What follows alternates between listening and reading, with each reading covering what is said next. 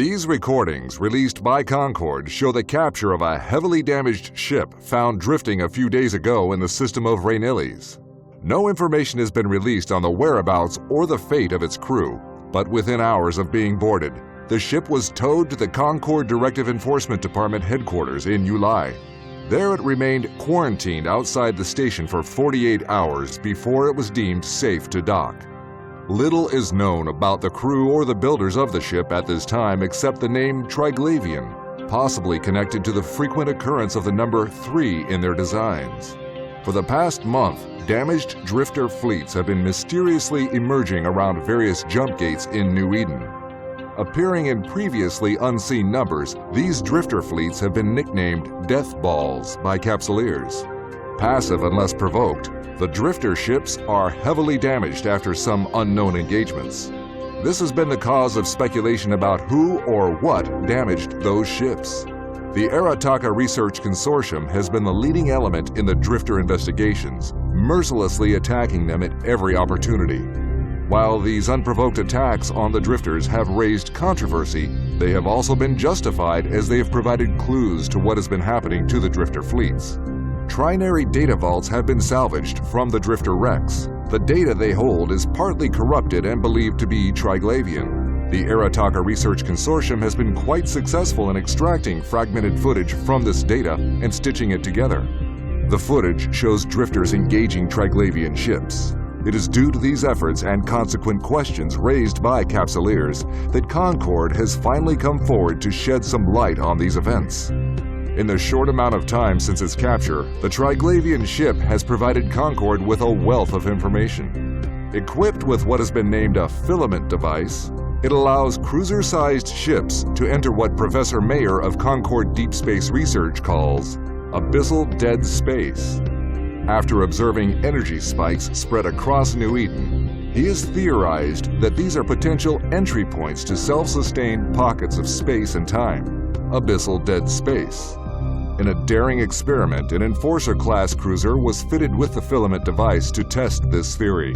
Upon activation, the ship instantaneously opened up and entered one of the countless millions of Abyssal Deadspace pockets.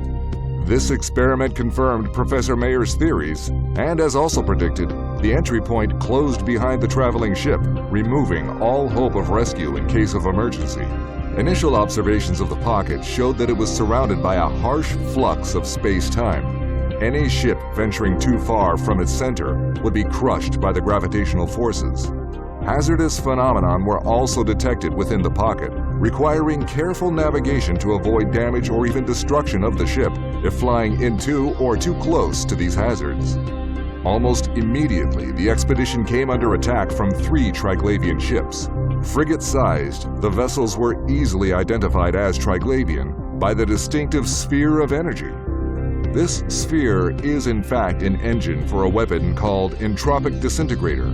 Operated completely differently from any existing Capsuleer weaponry, it needs a baseline of capacitor to initiate a continuous beam of energy aimed at its target. Initial damage inflicted is limited, but quickly its energy levels ramp up, increasing its damage capability significantly. Once it reaches full capacity, its damage output is higher than any other known weapons of similar size. The Concord cruiser received considerable damage before managing to destroy the attacking frigates, but due to the damages sustained, communications with the ship became sporadic throughout the remainder of the expedition. With no way to turn around to safety, the crew had no choice but to press on, going deeper into the dead space. Traveling through at least 3 pockets via what looks like some sort of transportation gates. 12 minutes after entering the Abyssal Deadspace, the last transmission was received from the expedition. Engaged once again by ships of Triglavian design, this time the cruiser was clearly outmatched by the larger vessels. While fragmented, it seems the Concord cruiser tried desperately to limit the damage received by the entropic disintegrators by repeatedly trying to move out of their range before their damage output reached maximum. But since the safe area within the pocket is limited, it kept getting cornered by the Triglavian ships. Each time the cruiser was forced to make another run past the Triglavians, it took incredible damage whenever any of the beams managed to reach its optimal output. Eventually, the cruiser hull was breached, and a fraction of a second later, its signal was lost.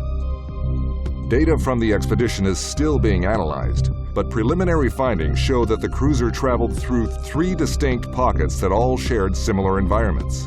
It is believed that the gate seen in the 3rd pocket would have provided a safe passage back to the point where the cruiser entered the Abyssal Deadspace.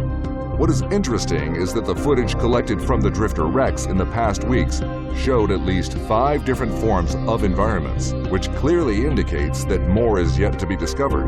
Furthermore, the footage also shows drifters engaging Triglavian ships in the Abyssal Deadspace, so it is only safe to assume that drifters will very likely be encountered in future expeditions.